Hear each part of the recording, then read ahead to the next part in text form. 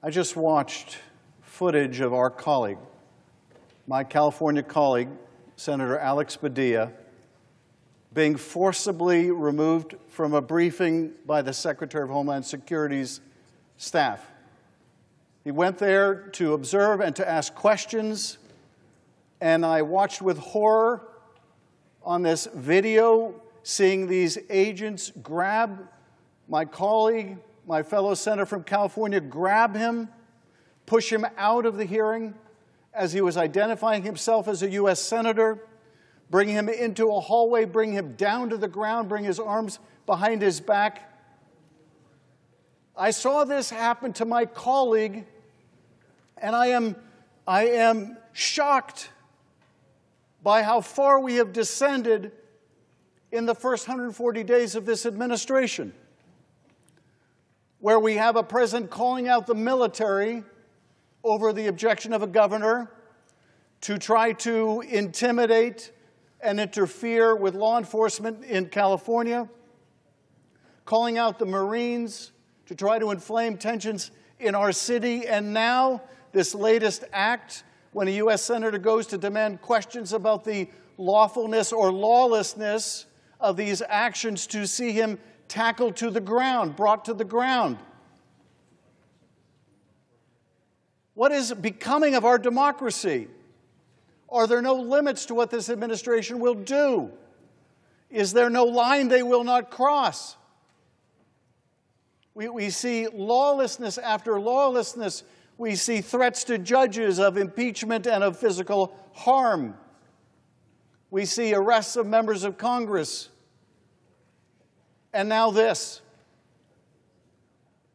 All of us have lived as part of a generation since World War II that was used to seeing our freedoms ever expanding. We saw walls coming down. We saw new democracies being born.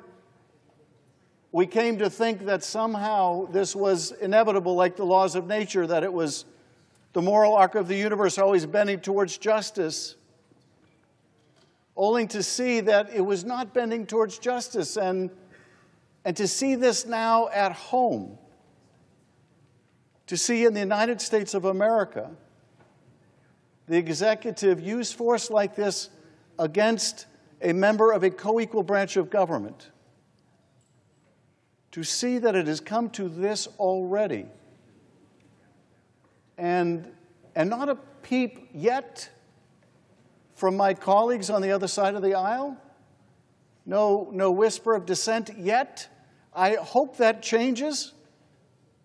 I hope that changes. The founders separated the powers between the executive and the legislative and the judiciary because they wanted to set ambition against ambition, ambition of one institution against another to protect all of our freedom. But that requires that we go beyond our partisan affiliations.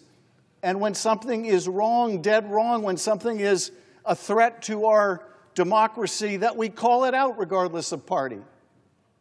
And this is wrong. This is wrong. We ask, how do you lose a democracy? How does one lose a democracy? This is how you lose a democracy. Actions like today, but even more importantly than what has just happened is what will happen in the next 24 hours. Will this be roundly condemned?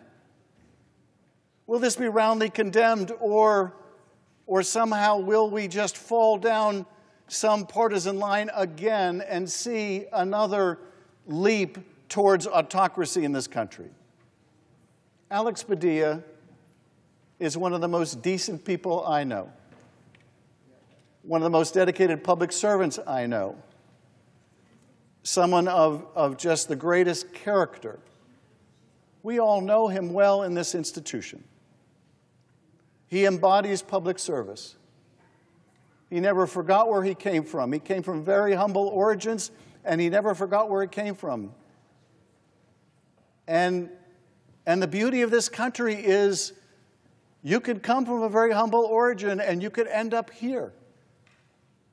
When I first got here, John Tester, a farmer from Montana and a senator from Montana, told me about a conversation he had with John D. Rockefeller when he got here, and he said, Rockefeller told him, "You and I came from very different places, but we both ended up here." It's the beauty of America that Alex Padilla could end up here by dint of his brilliance and his integrity and his compassion. And all of that is at risk. All that is at risk right now if we let the abusive handling of this good man and so many other good men and women around the country, if we let this go without our firmest opposition, without our strongest pushback, without our strongest defense of our democracy. And with that, I ask the gentleman from New Jersey whether he will yield to the gentlewoman to my right.